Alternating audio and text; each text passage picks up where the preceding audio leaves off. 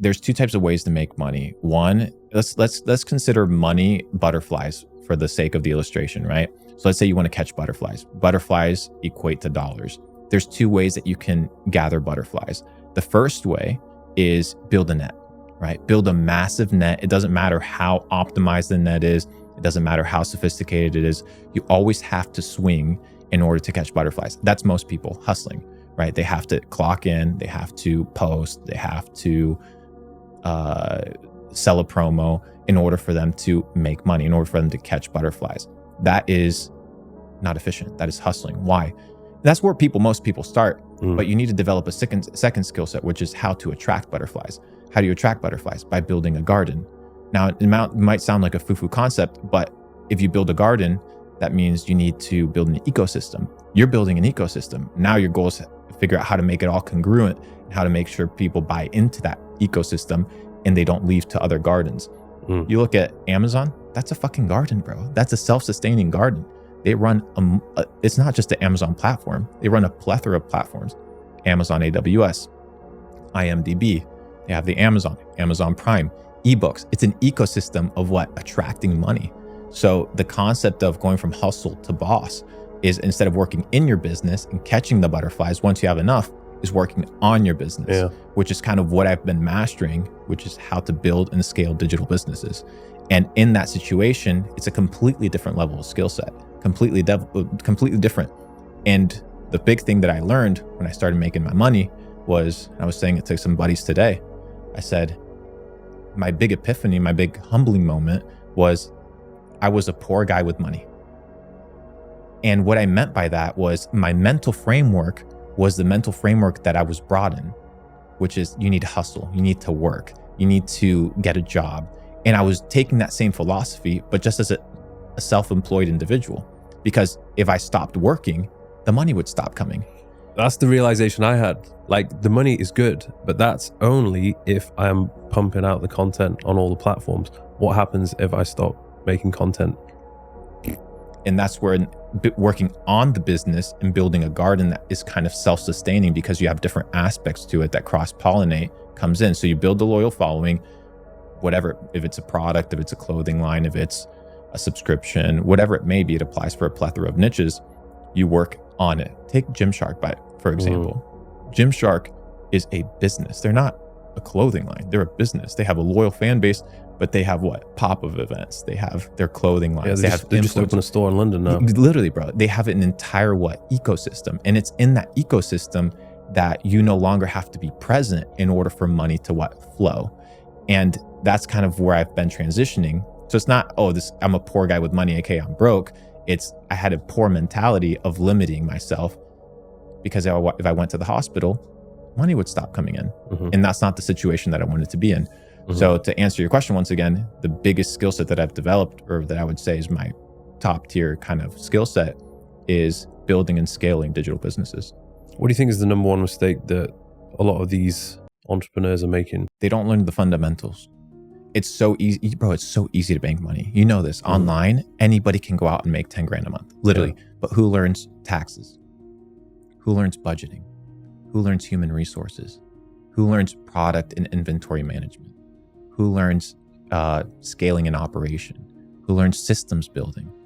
Nobody learns those things, because they're the boring parts of the business. And if you don't learn them, you're going to crash. The last thing you want to be is a person that pumps cash but has no ability to retain it. Yeah. You don't want to be that guy. If you don't understand how to file taxes, if you don't understand how to budget your business. I was talking with a guy in Singapore. He's the son of the former president of Singapore, probably worth a couple $1 billion. He's in real estate development. He's done over 2,500 real estate development projects in Singapore. Super big guy. And the property prices there are crazy. So he's like proper balling. So I was having a conversation with him, and he's like, you know what the biggest issue is between the elite and people that make no money? I'm like, what? Financial literacy. He said, most people are financially illiterate, and it's a language. I'm like, what do you mean it's a language? He's like, yes, finance is the language of the elite. Just like Latin used to be the language prior to the peasants being able to have access to read the Bible, they would have to go to the elite, the popes, the deacon of the church or whoever was in charge in order to get what? In order to get the wisdom, because they couldn't read. Nowadays, most people are financially illiterate. And it's in that financial lack of literacy that people get fucked. Yeah. Why do you need a lawyer? Because you don't know the law. Yeah. Why do you need a tax attorney? Because you don't know tax. Yeah, you don't need to know all of it, but if you don't know the basics, anybody can finesse you. And I think that's the biggest issue up and coming entrepreneurs and even developed entrepreneurs make and end up getting screwed on, is they have not developed financial literacy because it's not sexy. Yeah, and it's not taught in school either. Literally, bro. Like, for example, in school, what do they teach you about law? What do they teach you about accounting? What do they teach you about business in general or managing your financials or budgeting? Nothing, bro. Why? Nobody asked why. It's on purpose. I tweeted the other day, I said, self-education will never betray you. Self-education will never betray you. You have to sit down.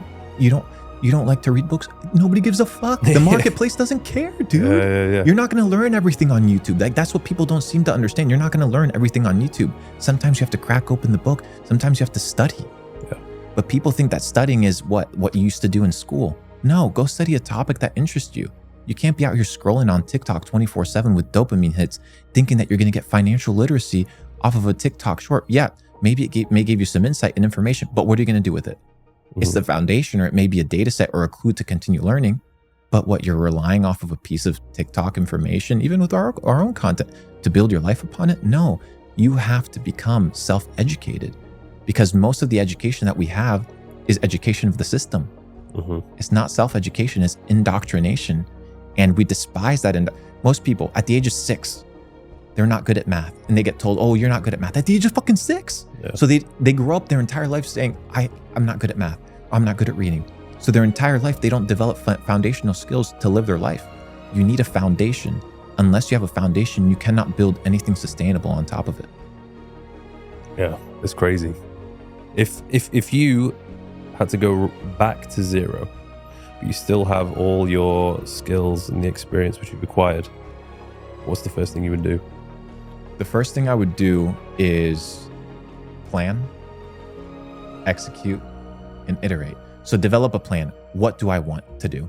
What are the skill sets that I have? Because if I have nothing, doesn't mean you don't have anything. It means you have yourself, right? So what are the assets that I have? I may not have assets in like hard assets like cash or connections, but what assets do I have? What am I good at, right? And you need to start at that basis point. That's the first thing I would do. The second thing is connections and relationships. Figure out the people that are going to help you execute. So how do you get into the room with the people that are going to facilitate your execution, right? So let's say I start from zero. First thing I would do, plan a way to make money online. And that doesn't mean that, there's a lot of people that will have brick and mortar businesses and they're like, oh, not everybody can make money online. Okay, perfect. Then you won't make money online. But my first thing would be plan. Plan what? Plan my ability to make $5,000 or $10,000 a month. How am I going to do that? Most likely online. Why? Low friction, low cost, high traffic volume of people. Very simple. What would my execution be? Whatever the execution of the plan would be. How would I create a plan? First, very simple. What can I be the best at? I'm giving the equation for how to make money. What can I be the best at? You need to figure out what you can actually be the best at based off of your skills. If you're not the best, develop the skill sets to become the best. The second thing is I need to be in high demand, right? You can't be doing something that's not in high demand. You're in a great space. You're in an evergreen space. You're in the fitness space. You're in the health space. That shit's only growing. It's only getting bigger and bigger and bigger. And then finally, I need to be able to do something that I'm irreplaceable in. So I need to be the best at what I do. I need to be in high demand, and I need to be irreplaceable. You look at all these guys that got fired from Amazon, Facebook, Google. Why? Replaceable. So if you want to make money, right? Make a plan to make money. Figure out how you can be the best at what you do, how you can be irreplaceable, and figure out how you can be in high demand. Then execute on that plan. What does that mean? You need to develop a business plan. You don't know how to develop a business plan? Look it up. Very simple. And execute on it. That means you said, I haven't missed a week in 14 years training. Same thing it should be with business, right? I'm not going to miss a single deadline of everything that I told myself I was going to do. And finally, iterate. Go back, look at the business plan, figure out what can I do better, and implement that change. And that's the cycle, brother.